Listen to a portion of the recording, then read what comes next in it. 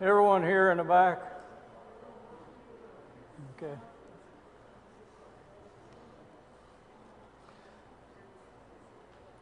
Got several on the sick list. Some of the ones we need to update.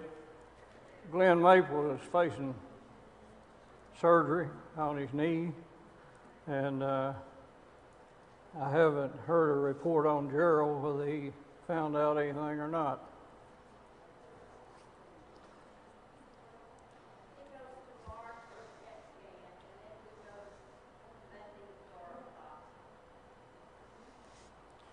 Tonight's one of those nights that I'm not hearing much. It comes and goes.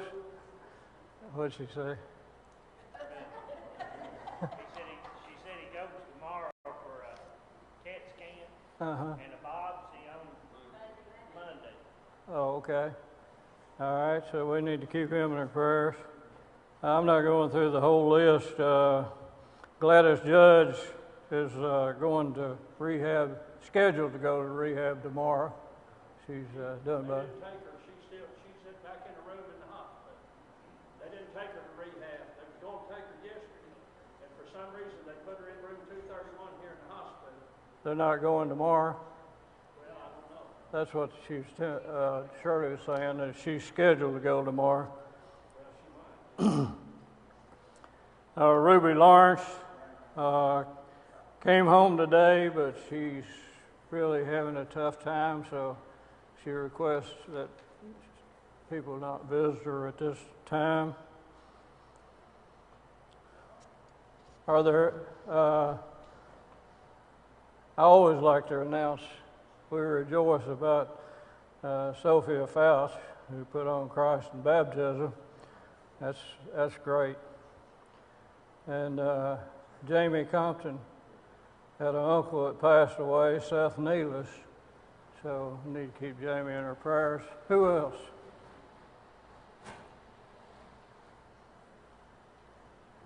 Anyone else? Jimmy and I saw Frances Moore today, and I think some others saw her too. She's improved some. Okay. Frances Moore, she's improved some. How's Larry doing? Larry. He's better. He's at home and doing pretty well. I'm going to have a Bible study with him next week. Hey, that's great. Good. Is there any others? Jerry, would you lead us in a word of prayer? Let's pray. Father in heaven, we thank you for this good day you've given us and for allowing us to be productive in your service today. We thank you for this place where we can come in the middle of the week and recharge and refresh and study your word and meet with Christians. We just thank you so much for loving us, and we pray your blessings upon all these that have been mentioned as being sick. Those who are struggling with life, Father, help us to be able to encourage them as well. Please go with Bob as he teaches us and be with us as we listen and learn. In Jesus' name, amen. Amen. Our study is about casting our cares on Jesus. And that includes worry and anxiety. How many people don't worry? I don't see any hands. Do you ever have anxiety? People have anxiety attacks. And sometimes they just really get tense, nervous. Not a good feeling, is it? Not a good feeling to worry. Are you a worrier? Evidently we are. Nobody held up their hands that they don't worry. Do you worry when your children's out of sight? Do you feel anxiety sometimes about your marriage? Do you worry about your health? Are you anxious about the future because you're facing maybe a new job or moving to another city or having an addition to your family? We could just go on and on, couldn't we? Maybe you just worry because it's a habit. Some people seem like they just like to worry. And they worry about worrying. So we had this one lady that I read about. She says, as long as I remember, I dislike motorcycles. So as you can well imagine, I was not pleased to learn my adult son, Robert, had purchased a motorcycle, his only means of transportation. And she had these visions of ghastly accidents that haunted her. And he lived 200 miles away.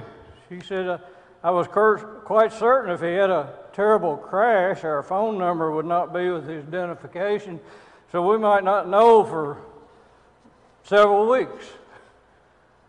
And she said her anxiety was unending. So it on and on.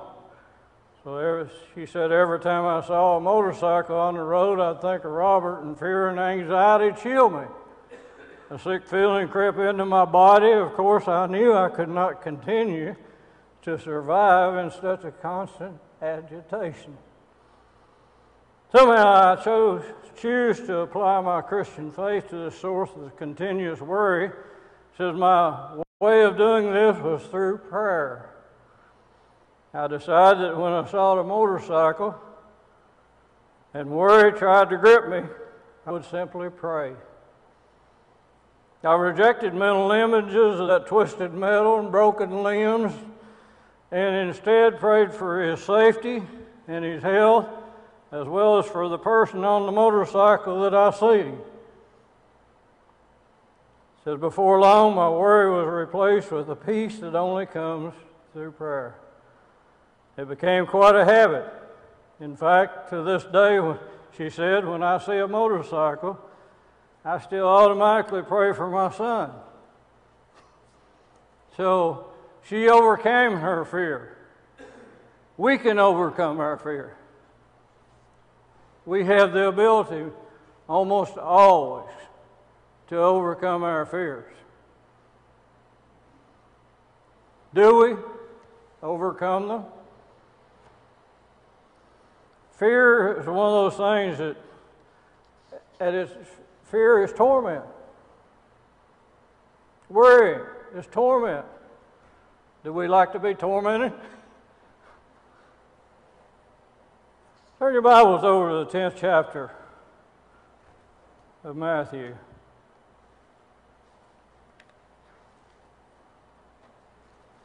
Tenth chapter of Matthew.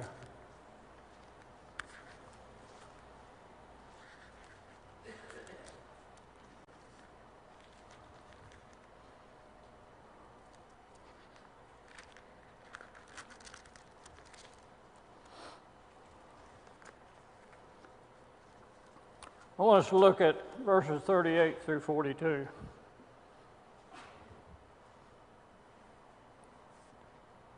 I must have got the wrong one.